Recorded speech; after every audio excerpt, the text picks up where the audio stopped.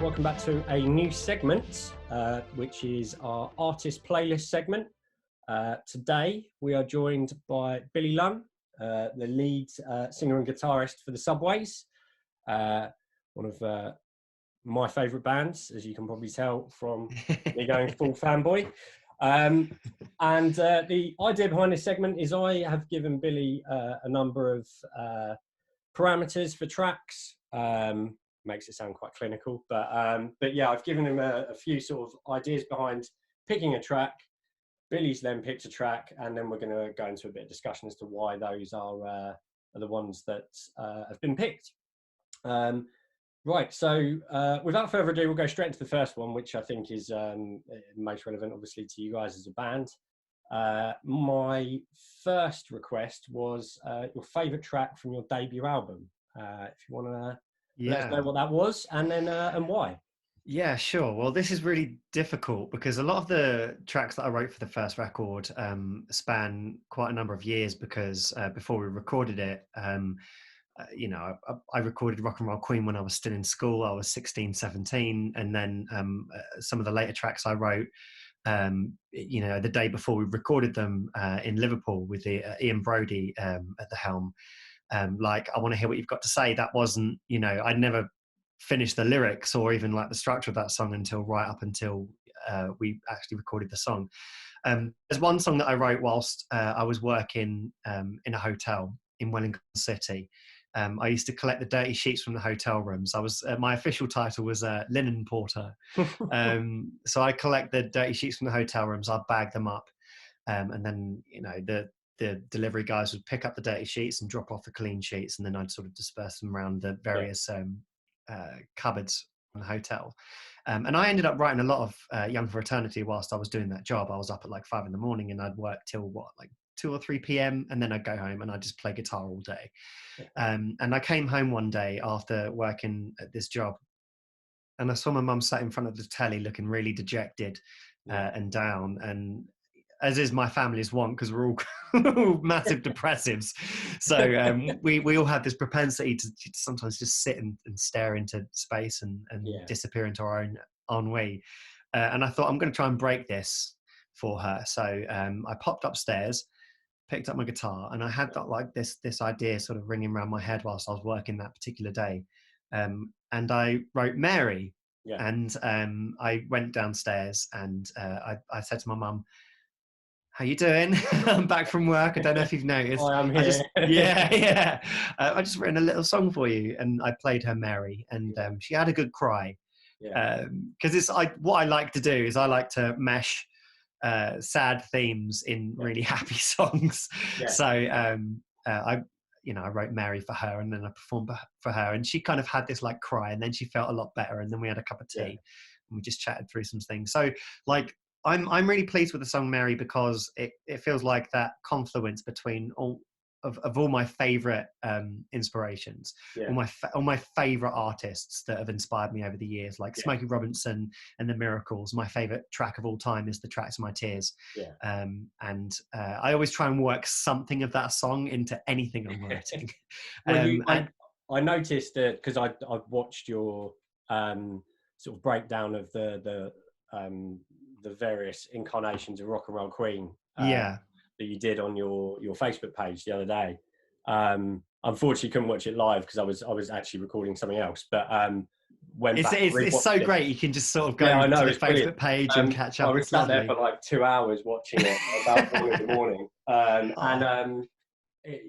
When you said about Smokey Robinson, Tracks of My Tears, I agree with you. It's that kind of it's finding ways to kind of put segments into songs that kind of, and even if other people don't pick up on that, that's what gives you that sense of feeling like you've kind of ticked something off in your little mental list. Definitely. That's my bit of Smokey, and I thought that was a fantastic sort of insight into how you'd gone about sort of the early work. I used to feel really bad about that because, like, I remember one of our earlier sound guys, front of house sound guys, Andy Shillito. He's worked with so many bands over the last 20 years or so. But I was talking about Oasis one day, and I was like, love Oasis. You know, everyone talks about them as being really derivative, and Yeah. in my head and in my heart, I was like, but all music is derivative. Like everything Yeah. we do is derivative. It derives from some place, Yeah. and we make it something new by virtue of the fact that we're doing it, you know, Yeah. and we turn it into something else. Mm. And he said, like, he told me this story because we were talking about Rock and Roll Queen, and Mm. I was like, Schultz, like, you know, Rock and Roll Queen, if you really listen to it, it's like Billy Idol's White Wedding. Okay. Okay. Yeah, actually, I It's can see right, that. you know, but you don't know until you're told. Yeah. Yeah. Yeah. And he listened and he was like, oh my God, yeah. But you don't, like, you know, you don't really pick up on it because you don't go, I'm gonna rip this off. You sort of write a song and then you listen back and then you go, oh, I've picked this little bit from this song here and I've picked this little bit from this song over Yeah. here. And I used to feel really bad about it, but now I've kind of got to this place where I'm like, no. This is what music does. Music is a passing game. And I was chatting with Idols when they were doing their Tim Burgess Twitter listening party. Yeah. Yeah. Yeah. Tweeting, they were going, oh, this. They were talking about 1049 Gotho, and I was like, I love that song. Like, that bass line's amazing. And Dev was like, yeah, you know, this is where we got the bass line from. And I was like, this is great. Like more and more bands are admitting this. It's like, I took this from here and made it something. Yeah, I mean, that's, for me, it's obviously a fine line. There's a fine line between, you know, the dirty word of plagiarism and creating songs that are inspired by other people. Ultimately, you're right. I mean, unless you were to hand a guitar or any instrument to somebody living in a far out land that is living on one of these islands that have never been touched by technology, everything's going to be inspired by something. So it's and there's nothing wrong with that. No, it's like it's a cultural sort of it's something we've done since we first like danced around the campfire praying for rain. You know, we took beats and we made them something, and then we took melodies, and you know, eventually when cultures you know, intermingled and you had sort of the nomads going around, and the same is with folk stories. You know, you go right back to Turkey in like the 12th century BC, and they're all taking the same stories with the same melodies but making them their own by filling in with the prepositions and all that kind of stuff. And that's why we've got Homer. And you go to some parts in Ireland and they still have people who don't speak English, but they speak a particular kind of like Irish Gaelic, but they speak through these folk songs, and no one's ever written these folk songs down. They just recite them from memory, and then they pass them down generation after generation. And now and then you get, like, with the advent of the pop song, you get like this folk music turning into like something that's palatable for radio, and then all these old songs are being proliferated and then turned into pop music. And it's like this really interesting generational cultural thing that happens. It comes in again back on itself and what have you. And you're right. I mean, it's like that whole thing of, you know, people saying, oh, you know, without the Beatles there'd be no Oasis, without Radiohead there'd be no Muse, these kind of things. You forget about that one as well, I think. And it's that's all well and good, but there has been, so, you know, we do have these bands, and that isn't a reason to say those bands are not good bands or the songs that they make are not original, because of course they're original. They're a completely original you know, track. It's I think unfortunately that was something which I think was quite prevalent around the time that your Young Fraternity came out, is people got very snobby about music. So snobby. And we, in some of the videos I've been doing with some of the guys for Beat the Lockdown, we've been talking about some of the music that at the time we were maybe of that slightly snobbier nature. I definitely was. I was like, and didn't give the time of day. But now not now, but maybe in the last 5 years or so, I've gone back, listened to it, and just been like, oh, actually, you know, there's some real merit to this, or, you know, just because it's not like a pile driver anthem, doesn't mean it hasn't got some kind of you know, real feel to it. Definitely. And I've been feeling very much the same. Like yeah, I've been listening, I've kept my iTunes library very much like as a catalogue of my musical appreciation history. And yeah, it's really nice to go, God, I'm going to listen to Little Barry, or I'm going to, this, yeah, or stuffing in the fuses. Like this band that I heard at the Harlow Square one year, and I bought all their stuff because I was just like blown away by it. And I bought vinyl, and I got the CD and then ripped the CD, and I sort of listened to it a couple of times and had a few songs on the playlist and haven't really touched since. yeah, And then I've gone, no, I'm going to listen to it again. But yeah, there's something there that made yeah, made me want to listen to it in the first place, and kind yeah. of I mean, got me going at the live show. I had a very similar experience with there's a band called Rilo Kiley. Oh, I love Rilo Kiley. I And love them. I can't remember. I can't remember the name of the album. Something about Blacklight, I think. Under the Blacklight. Under the Blacklight. That's it. Super album. And yeah. I spent literally 2 years trying to remember the name of the band because I had the tunes going around in my head. Yeah. I couldn't find them by using lyrics. Yeah. And I found it the other day, and I just had it on repeat for like a week. It's great when you find that. Like I had exactly the same thing. I was at Reading 2002 or 2003, just as like a punter. I had a bit of a spliff. I had a beer. I just I was reclining in it used to be called the Radio 1 tent. I think it then became the Enemy tent, whichever. I think it was a mixture of the two. Yeah. Yeah. So I was lying on my back and I was kind of spaced out, but there was this tune that blew my mind. And afterwards, because I've been smoking dope, I completely forgot about who it was, or and after that weekend, I for a good 2 years, I went searching for this band and I went searching for this song. And then one day, it was a birthday. Yeah. Charlotte, the bassist in our band, she bought me a couple of singles that she'd happened to pick up, and she was like, I reckon you'll dig these.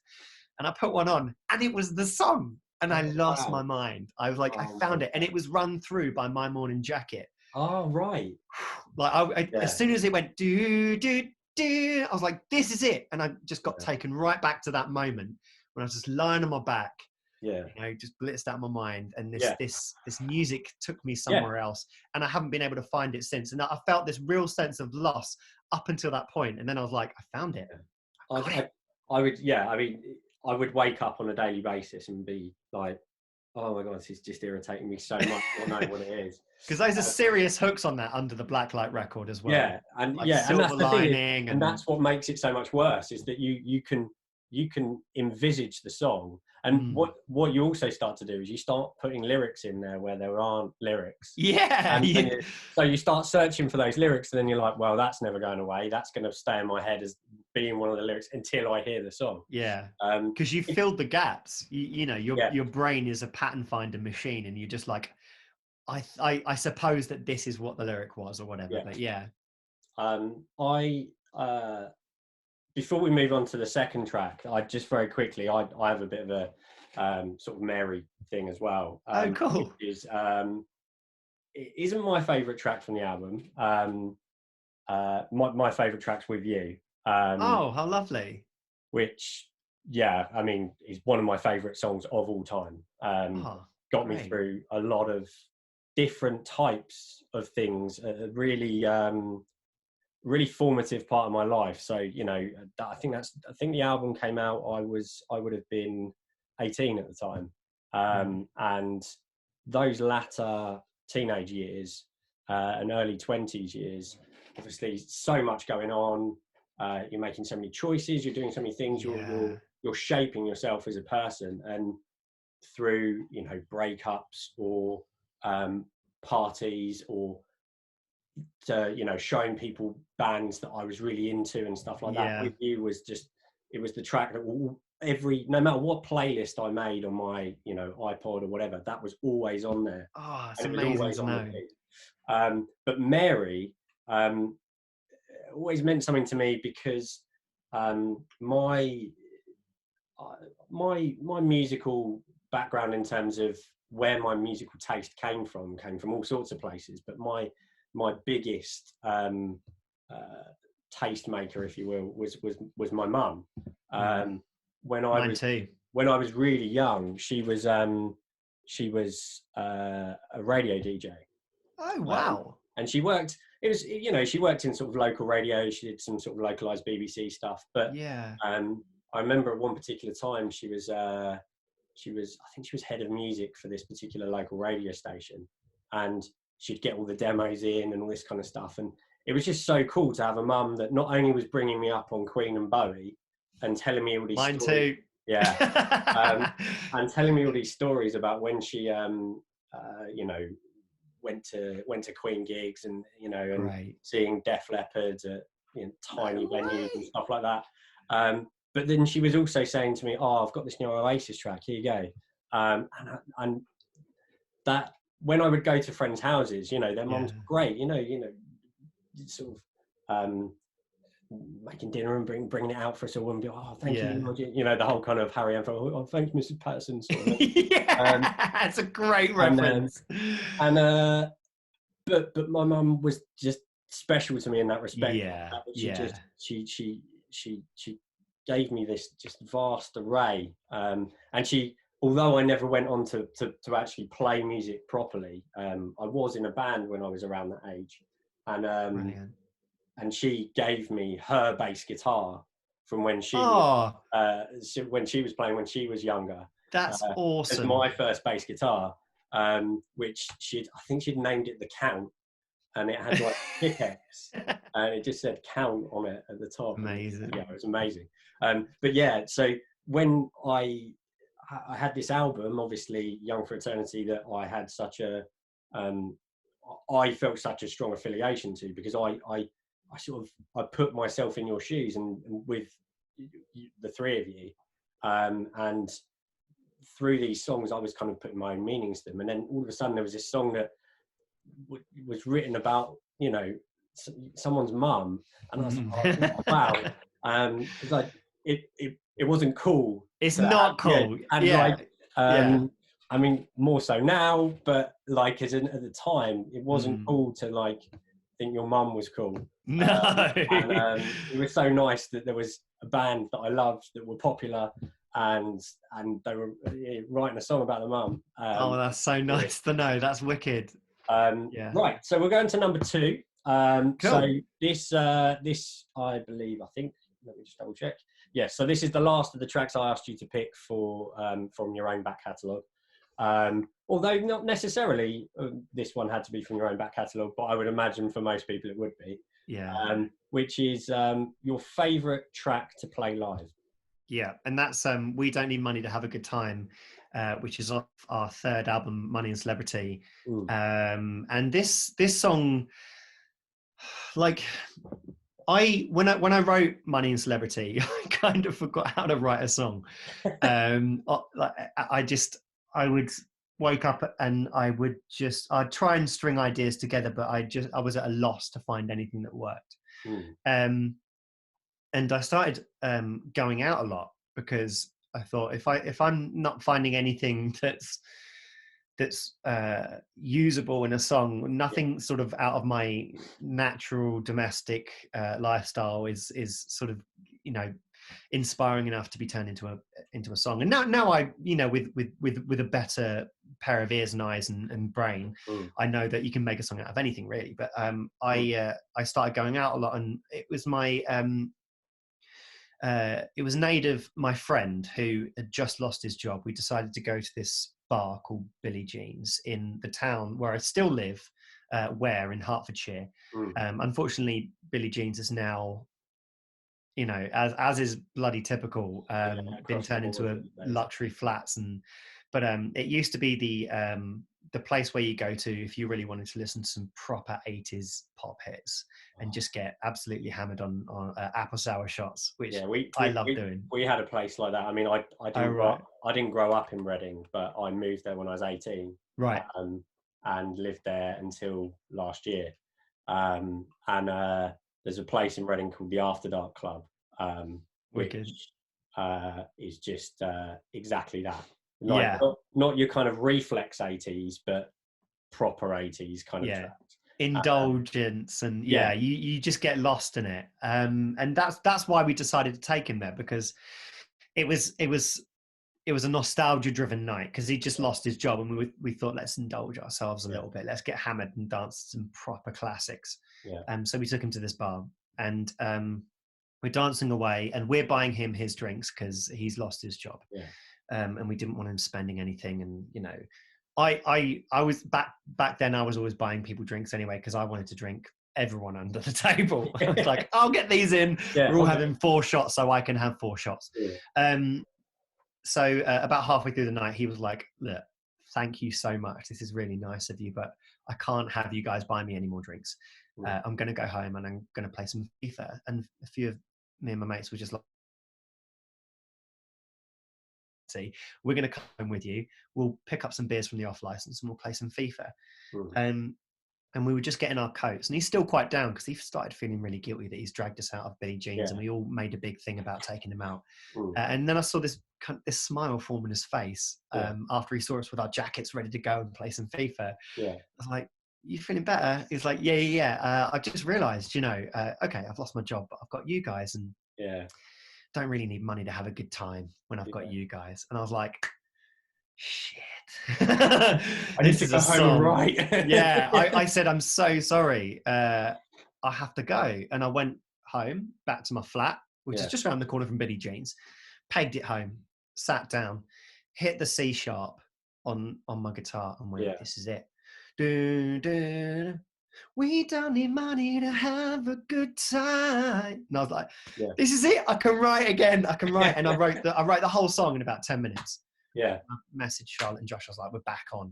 This is it. We've got the album. And now every time I hit that C sharp, my mind is just cast back to that moment. To that moment when I thought I'd lost it, when I thought I'd lost everything.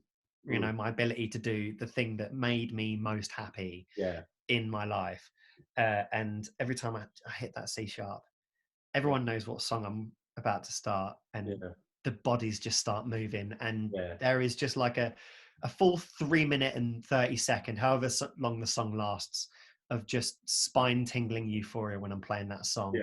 And then there's this point when we stop just before the last chorus so that the audience can sing, we don't need money to have a good time. Wherever in the world we are, they sing it in English. Apart from Germany, because we did the song in German. Wir brauchen kein Geld zu feiern.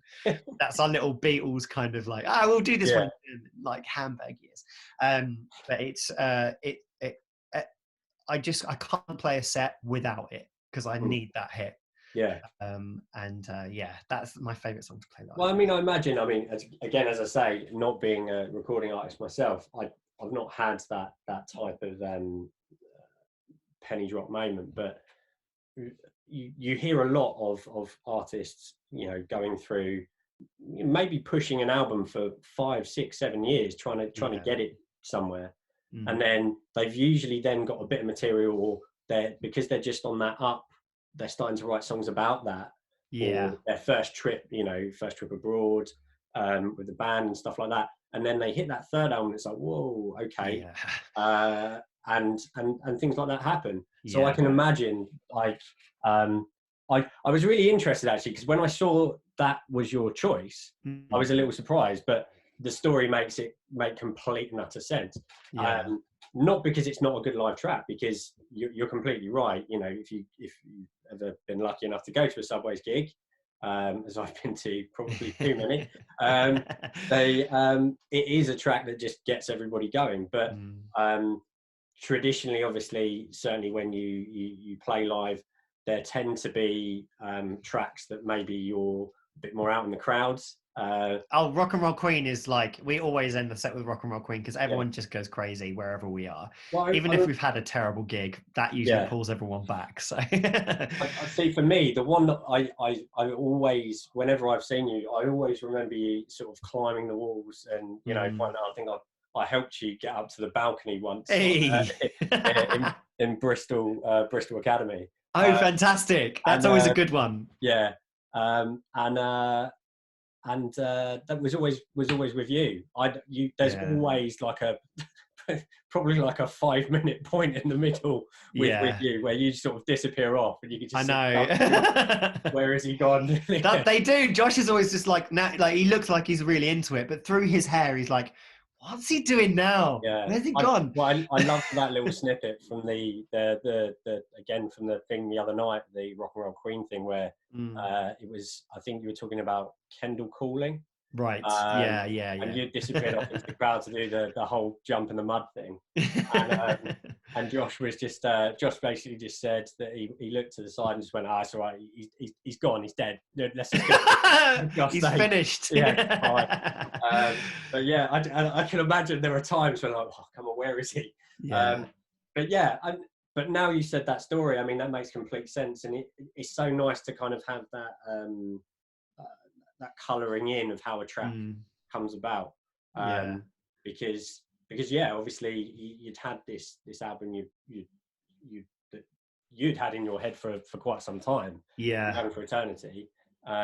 You then had this sort of, you hit this wave of success that you kind of started doing all these festivals and this kind of stuff, and then went off to the States to record with Butch Vig.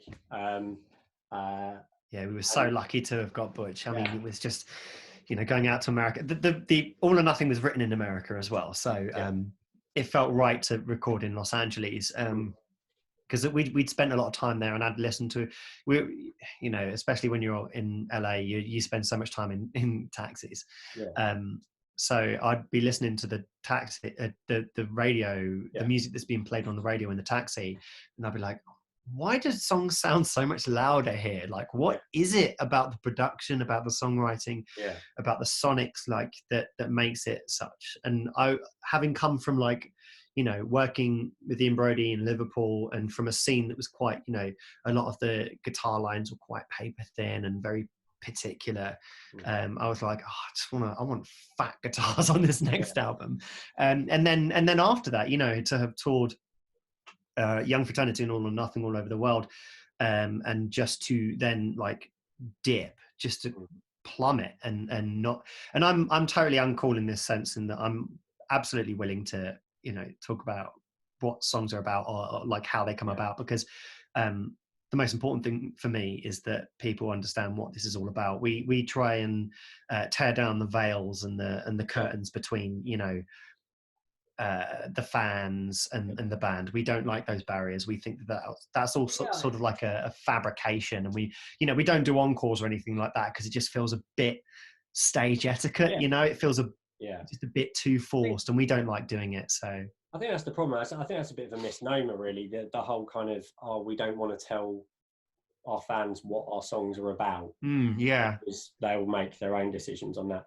Well, yeah, that's true though. You telling me what Mary's about, or we talked about we don't money to have a good time. That won't colour necessarily what my perspective of that is. Yeah, but I also will know a different perspective. So it probably actually makes it more of a track that can be listened to at different points. It actually creates another dimension to, I've never looked at it from that point of view. The two can exist. Your meaning of the song can still exist at the same time as the the artists. So but that's the beautiful thing about music and literature and film and all that sort of stuff, is that whatever a director or a painter might say about their particular piece of work, that doesn't necessarily make it true either, because as much intent as you want to put into a work, there's that liminal space between intent and interpretation, where it's like, it could be about, who knows if the artist is doing some, a lot of times, especially in songs like with White Wedding and Rock and Roll Queen, there's so much gap between what I'm going for and what's involuntarily sort of informing me as I'm making that choice. So sometimes fans will come up to me and say, were you thinking about this when you were writing this song? And I was like, not consciously, but let me think about it. And look back and I'm like, well, I was watching these kinds of films, and I was reading these kind of books, so it's possible. So I like to explain stuff, what it means for me, because that's true. And just as true as that is, you know, the meaning of the song to anyone else who's listened to it, and how they've applied that to their lives. Yeah. Right, so we'll go on to number 3, and that's number 3. We'll go into why this is the track for this particular question, and it also leads on to something which is almost quite cyclical for me with this as well. So number 3. So this is the first song you played on guitar. Yeah. This is Supersonic by Oasis, and this song is so important to me because, I mean, the Tracks of My Tears by Smokey Robinson is the song that made me realize what music is and what it can do. But like Sonic by Oasis is the song that made me want to partake in that, you know, being like an active participant in the creation of music and playing and, you know, actively involving myself in that musical world. I remember I was in the car, my friend had lent me Definitely Maybe on C, and we put it on in the car, and I had the drum beat. Yeah, sounds huge. This is amazing. And then I heard Noel Gallagher's sort of arpeggio guitar part, which is really like, it manages to be both powerful and really subtle at the same time, of like really imposing and yet quite melancholy. And then it kicks in and Liam Gallagher says, I need to be myself. Yeah. I can't be no one else. And I was like, oh, this is it. Yeah. I know what I'm going to do for the rest of my life. I've got to make music. I just turned to my mum and I said, I need to learn how to play the guitar because I want to do this. Yeah.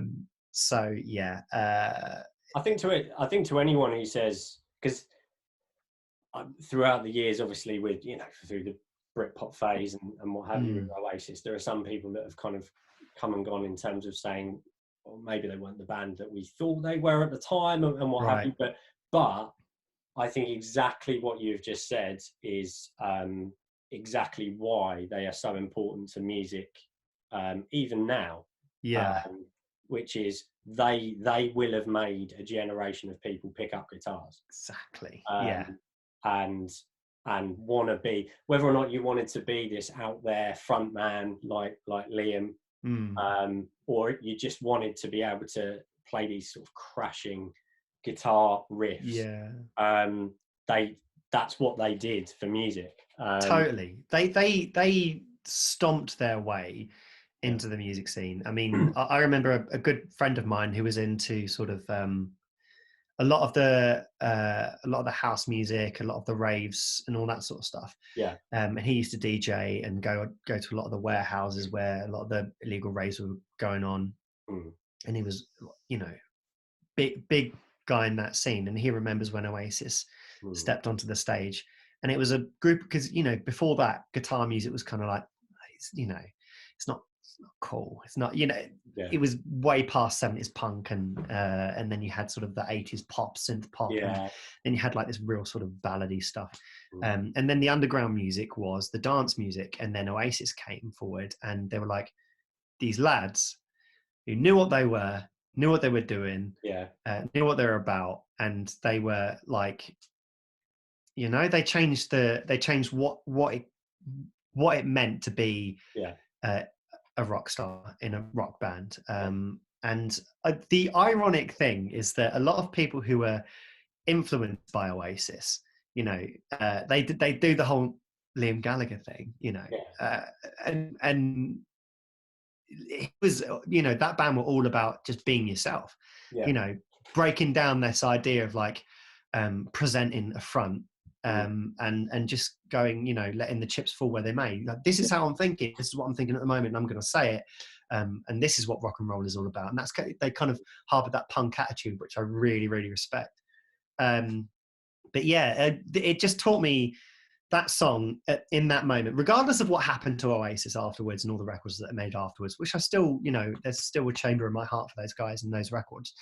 In that moment, nothing could ever diminish that moment of like hearing that drum beat, hearing that guitar line, and then hearing that lyric, and then realizing exactly what it was that I wanted to be. and what I wanted to do. So nothing will ever take that away. No, exactly. That is a once, it is Yeah. in its essence a once in a lifetime moment. That moment Yeah. you decide that's what you want to do. It's weird actually connecting back to something you said about being in the taxis in the States. I always remember, because for a small period of time in my sort of late teens and early 20s, I used to DJ in sort of indie rock clubs. Mm. And I always remember Oasis and Stereophonics particularly were an absolute nightmare, because they produced their tracks so much louder than everybody else's. And if you forgot that and chucked something on, then I think in one particular case, it wasn't me that did it, it was someone else, blew the speakers in the straight in the red. Immediately. But this is why this is quite an interesting one, because this is another t-shirt I have here, which I don't know if you can see that. Noise and Confusion. From December 2005 with Oasis, and you made some subways down there. That gig was mental. Well, this was actually the first time I saw you guys. Oh, was it? Oh, wow. Okay, cool. Yeah, that was a lucky gig for us. I mean, we could have gone anyway, and we walked out on stage and we were like, we're gonna make this a special gig. It's an odd gig, because I'd gone there just on a whim with three friends. Which to anyone who doesn't know, this was a gig in the Millennium Stadium in Cardiff in early December. So it was not warm, and we'd got a mega bus from London brilliant. to Cardiff. No plans of anywhere to stay. We just thought, we'll work something out. I've been go to a club or whatever. I think our bus back was at like 7 a.m. So we went, and at the time, I mean, I'd never seen Oasis before, and was desperate to see them before their inevitable breakup, I think. And was a big Foo Fighters fan, hugely into the choral at the time as well. They were amazing at that gig. Yes, they were so good. Loved Ray's Light's first album. So was really excited by that, and hadn't really heard of you guys. And Yeti were playing as well, who was that's right, Johnny Haskell's band. Yeah, bassist from Libertines. And Nick, is it Nick? I can't remember his name now. And the Thieves were on before you guys. And I'd gone. We'd done the standard thing of going to get some beers during one of the first two bands. Massive queues. Anyway, I walked down the stairs, and you guys are just kicking into Oh Yeah. And I was like, what is this? And went down, and at the time, this really meant something. Went down, watched the whole of your set. It's the only time I've really watched you guys play and not lose it and be jumping around. I just watched it, mesmerised. Amazing. And what really sold it to me is my friends after you guys had finished says, do you get another beer, James? And I hadn't touched it. Wicked. And to the extent where I'd been umming and ahhing about going to see the Stereophonics at Alexandra Palace, and you guys were supporting them, and it was the following week. I think, it was 7 days later. I think it was. Yeah, because it was around Christmas time. Yeah, those Ali Pali gigs. Yeah.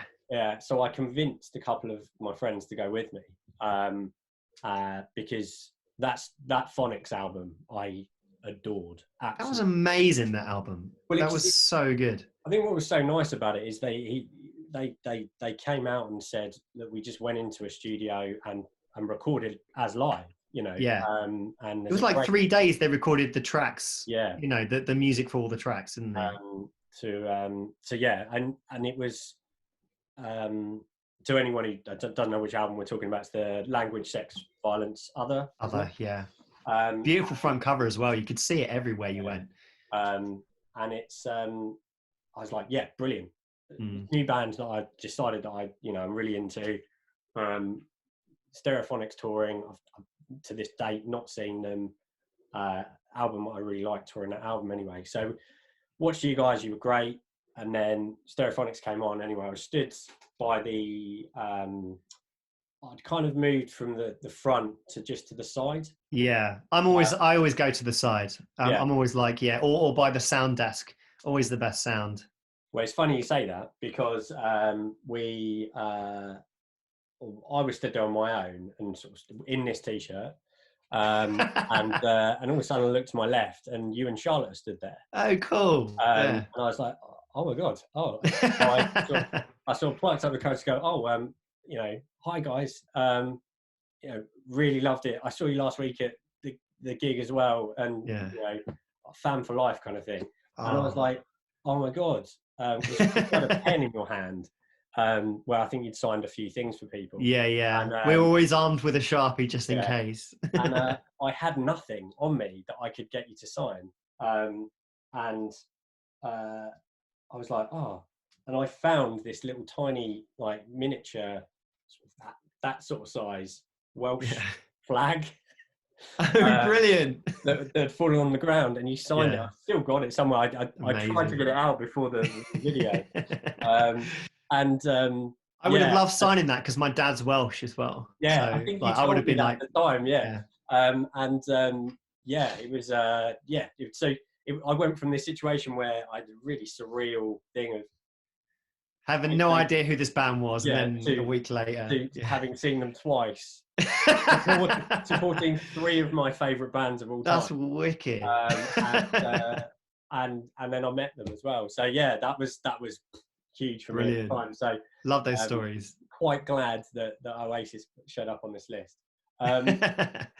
So we'll go next to number 4.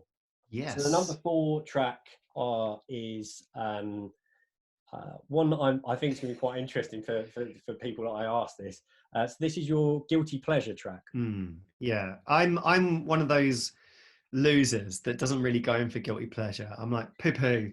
If I like it, I kind of throw myself into it a little bit. So there was this. We were on a little bit of a break. We had like a couple of months in between tours, and this one tour I'd been jumping off the drum kit at quite a height, and I could start feeling my left knee going a little bit. So during sort of the interim, I was like, I'm going to have to go to a physio. I'm going to have to get these knees checked out because I don't want to jump off a drum kit one day and then, just hit the ground.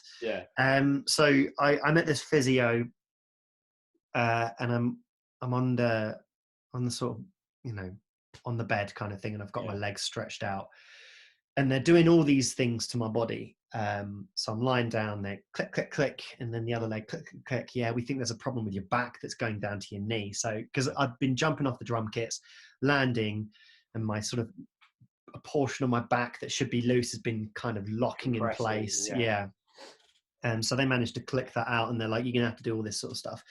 So I was like, oh great. And they patch you up with these little pads that shoot electricity into your body, and it manages to sort of it helps with the pain, because they said, like, after we've clicked your back out, your back's going to be aching for a bit, so these pads on, you're going to feel them, it's going to be nice and warm, it's going to be great. So you just sort of sit there for 20 minutes whilst these electrical pads work their magic. And they had the radio on, and there was a lot of stuff that I, because we'd been out of the country, I'd not heard a lot of these tracks. I was like, oh, that's pretty good. That's pretty good. And then this one track came on, and I was like, what the hell is this? This is amazing. This is so amazing. Because it kind of reminded me of Confessions on a Dance Floor, which was released by Madonna a couple of years just before that. And I'd totally fallen in love with that record. And it was that was written and produced a lot by Stuart Price. And then I heard this song, and I was like, this has to be Stuart Price. This is so good. And it was Kylie, and the song is Get Out of My Way. And it was so, like, it's so unlike anything that people would think that I'm into. And I grew up on rock music. I grew up on Deep Purple. I grew up on AC/DC. AC/DC was the first ever concert I went to. And that's why I play a Gibson SG, because I'm a huge fan of Angus Young. So we got, our rock credentials as such. But I also grew up on ABBA, I grew up on the Carpenters, and I grew up on like the Immaculate Collection by Madonna. So there's a part of me that just loves a good pop hook. And luckily, when we went over to America, we were signed up by Seymour Stein, who'd signed Madonna onto Sire Records, as well as the Ramones and Talking Heads and all that. So when I heard this track, I was like, this is everything that I love about pop music is happening right now. Everything I love about dance music. And it was... I went home and I bought the album Aphrodite, and I just played it over and over and over. And of course, it was Stuart Price who worked on it. Yeah. And I'm a big fan of Kylie anyway, but Charlotte's a huge fan of Kylie. I kind of lost my way with Kylie a little bit. I hadn't been keeping up with their music, and then I just fell right back in love. And I've listened to this song probably at least once a day for about 10 years. I just love it. It's like crack to me. It's and it kind of reminds me of exactly why I got into music. It's because like there are certain things, certain abstract things that happen in a song that just do something to us, that just burrow deep into our brains. And there's so much to this song as well, isn't there? It's a perfect example of why producers are such unsung heroes in the music industry. Is just and that's nothing against Kylie at all. That's not saying no. Of course, Kylie works hard at sort of finding the producers because she knows how crucial they are. But the production value of this song, it's like I've always had an attitude of, you can tell when a song has been either produced or written really well. Yeah, you have an involuntary reaction to it. So whether or not that be like a shiver down the spine, or you find yourself bobbing your head, or tapping your foot, or jumping up and down without choosing to do that, or pre-preparing yourself to do that. And that was that. I hadn't heard this song in a couple of years, and when you provided your picks, and I sort of created the playlist to have a quick listen to. I was like, oh yeah, actually, I completely understand why. Yeah. And I genuinely think that